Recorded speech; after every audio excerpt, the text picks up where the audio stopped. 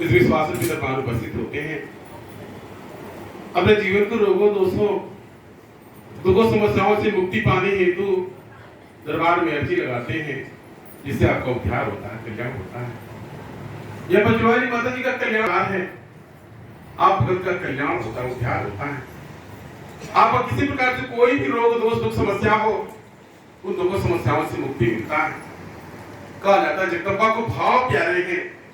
यदि आपने भाव से मत्था टेक दिया, भाव पूर्वक आदेश का पालन कर लिया, जगदम्बा भाई घोर हो गई। आज देखा जाता है, आज दया कृपा आसान हो गया।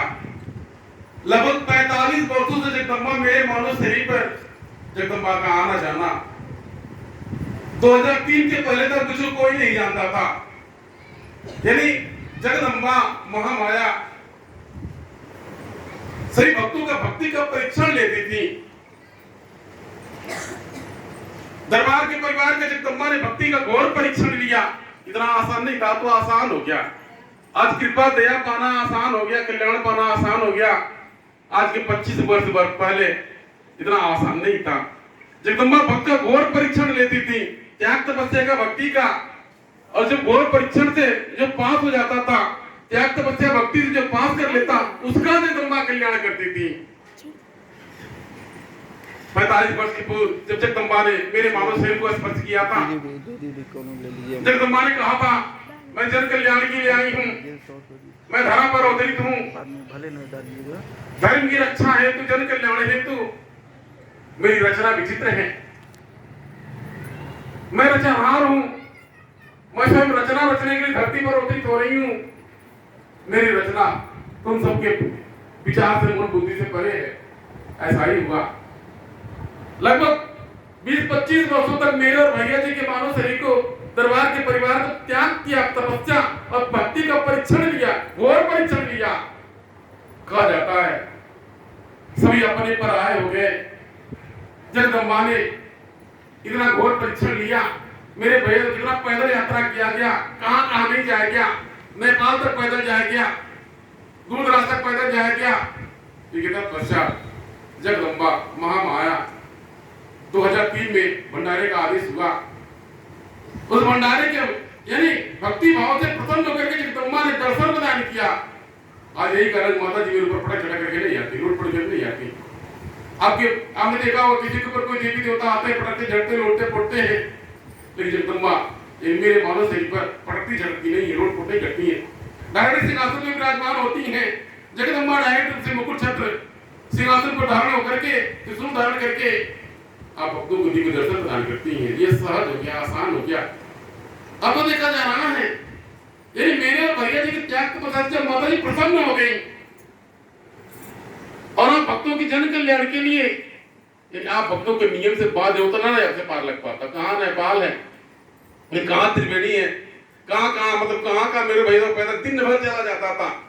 लेना गोरखपुर से लेना दरबार की पद यात्रा किया जाता था, दिन भर पैदल चला जाता था और शाम को रात्रि वहां पहुंचा जाता था। रात्रि में विश्राम किया जाता, पूरे प्रातः काल वहां से दरबार के प्रस्थान किया जाता था। यह प्रक्रिया अनवरत चलता रहा।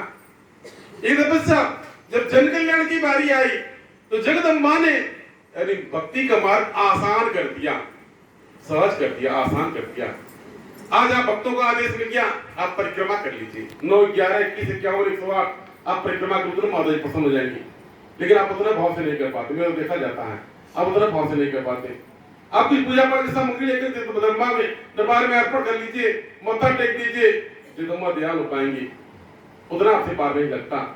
लेकिन पश्चात तुलादान कराने से भक्त का कल्याण हो जा रहा है। गौ पूजन करने से, कन्या पूजन करने से, या कोई नारियल मनौती मान देने से, मन्नत मान देने से माता जी कल्याण कर दे रही है।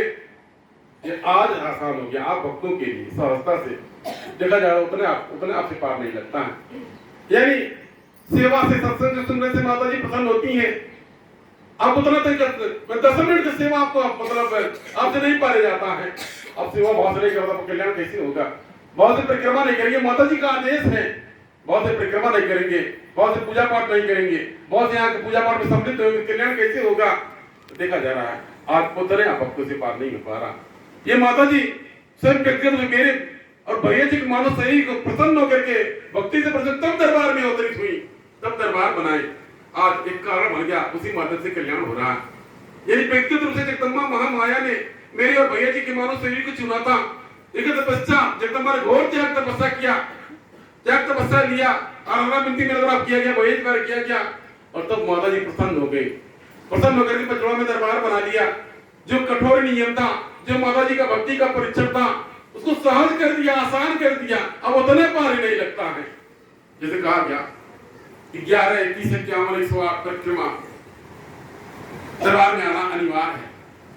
अब यदि आप परिक्रमा करते हैं, 9 देवियों का दरबार कलकत्ता, विंध्याचल, मैहर, लेहड़ा, यानी मुंबा देवी, नैना माता, ज्वाला माता, 9 देवियों ने मिलकर के दरबार बनाया।